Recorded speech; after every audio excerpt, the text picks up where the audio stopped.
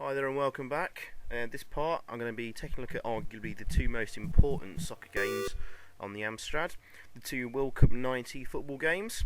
This one being the official one from Virgin, World Cup Soccer Italia 90.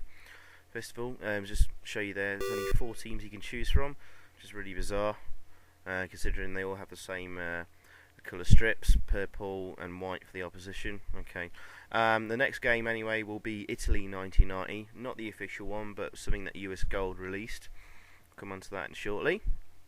But this is the official one.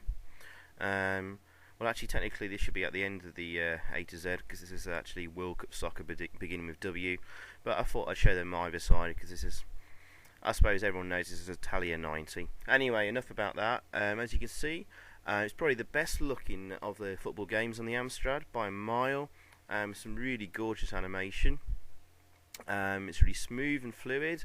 And to be honest, initial impressions are good, but shortly into playing the game, you'll see some serious gameplay defects, such as the appalling AI and intelligence of the opposition, and a very limited range of stuff you can do. There are free kicks, as you can see there, and fouls, throw-ins, corners. I think there's penalties. But there's very little else you can tackle, but you can only boot the ball at the same pace there, sort of a lofted ball, and there's no power meter, there's no chips or anything you can do anything special.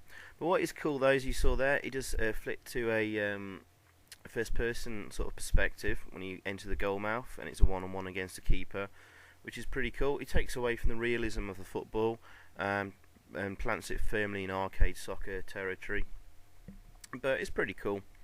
But it's fairly easy to score. Wait for the goalkeeper to go across, zip across the box, and bang, you've got a goal. And there, that whistle there is pretty much the only sound effect in game at all. Actually, that is the only sound effect. There's absolutely nothing else, no music. So it's a very sort of strange and empty and barren kind of experience, this game. So they've really dropped the ball on presentation here, really, and experience. But the game just come into its own in 2-player mode. It's actually quite fun with 2 players. But as a 1-player game, you'll pretty quickly finish this game. So I'm going to give this 7 out of 10, or maybe 7.5. 7.5.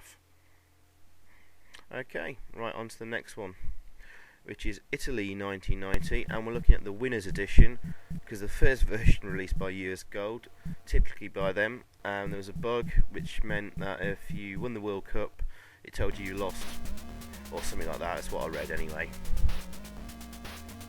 Anyway, some nice presentations so far, some nice music.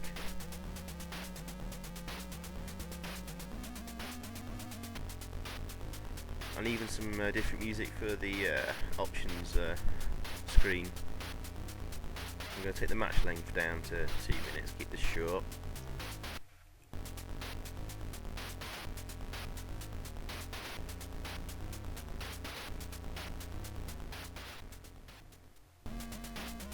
Okay, right, let's start a 1-player final.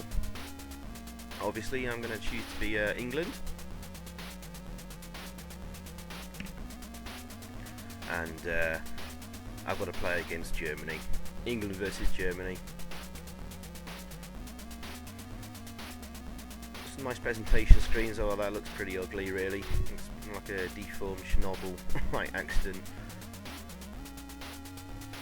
Tells US Germany are favourites. Yeah, cheers. 4-4-2 for England. England fans will be familiar with that formation that we're using at the moment. You choose your players here. Got to choose Stuart Pearce. He's my favourite footballer of all time, Piercy. I'm a Nottingham Forest fan, so that explains a lot.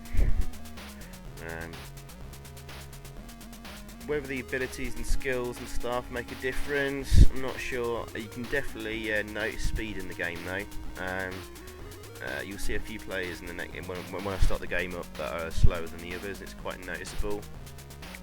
In terms of aggression and strength, not sure it really makes a huge amount of difference. Maybe tackles, you'll often win them, I don't know. just got unfortunately he's forcing me to choose like the squad for the Germans. It's a bit annoying. Rather the computer would have chosen that. Anyway, let's move on. Let's start the game. Okay.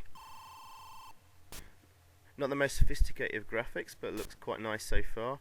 And the first thing you notice is the damn speed of the game. It's lightning fast. Oh, nice presentation there.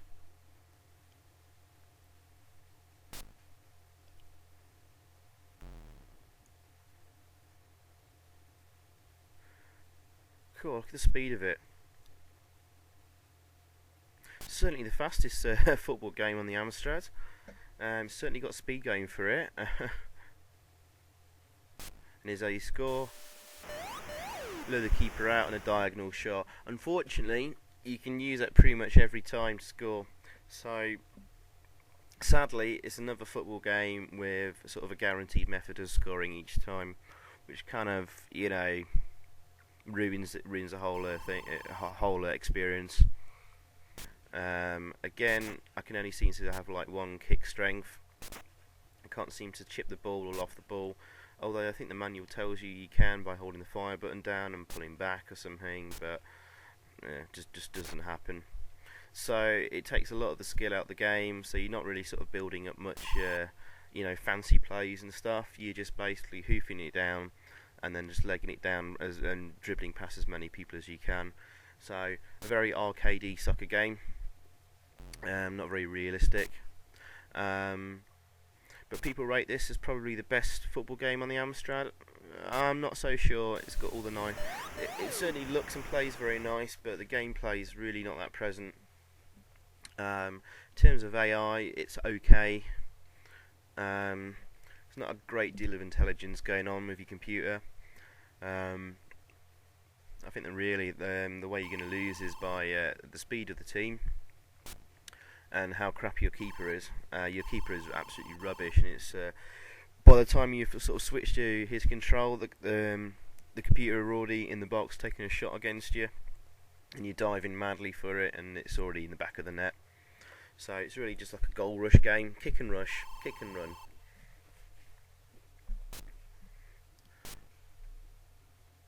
But like the previous game, it's great fun in two-player. Can get very intense and very good fun. Oh yeah, the computer seems to be able to chip the ball and smash it down the pitch. I can't. Someone let me know if you can actually like hoof the ball down the pitch and chip it and stuff. I'd like to know if it's possible. Certainly no swerve shots in the game.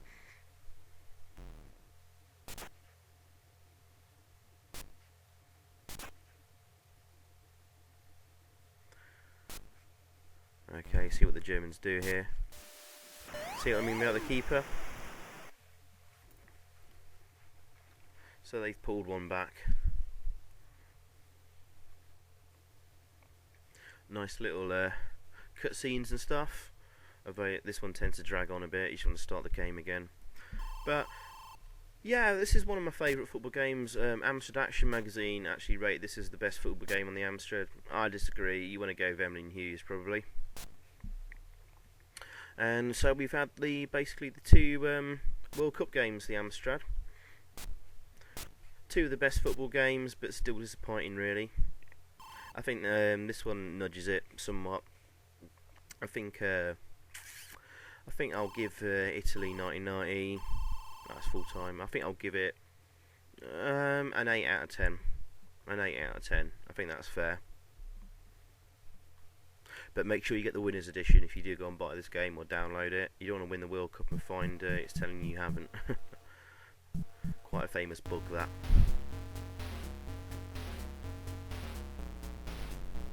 So here's the final screen. Different music for that as well. We've won the World Cup. And right, I think this will do for this part. I think I'm running out of time on YouTube, so we'll move on and I'll see you on the next part. Cheers, bye.